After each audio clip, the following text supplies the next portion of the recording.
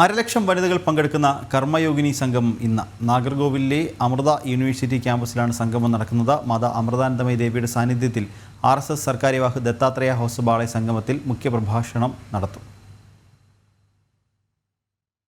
കന്യാകുമാരി ജില്ലയിലെ നാഗർകോവിലിൽ 1,00,000 വനിതകൾ ഒത്തുചേരുന്ന കർമ്മയോഗിനി സംഗമമാണ് ഇന്ന് നടക്കുന്നത്.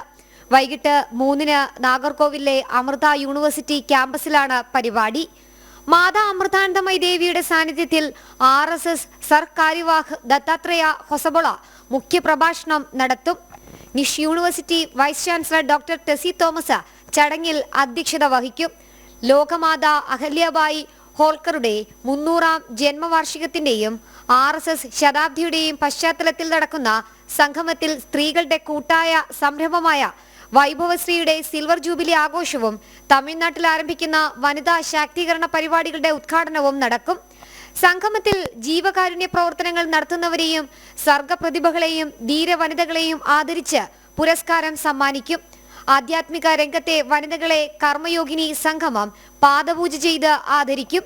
രാജ്യത്തിനു വേണ്ടി സേവനമനുഷ്ഠിച്ച സ്ത്രീകളെ സംബന്ധിച്ച പുസ്തകങ്ങളും ചടങ്ങിൽ പ്രകാശനം ചെയ്യും. ദേശീയ തലത്തിൽ ശ്രദ്ധേയരായ പ്രമുഖ വനിതകളും സംഗമത്തിൽ പങ്കെടുക്കും. ജനം, തിരുവനന്തപുരം.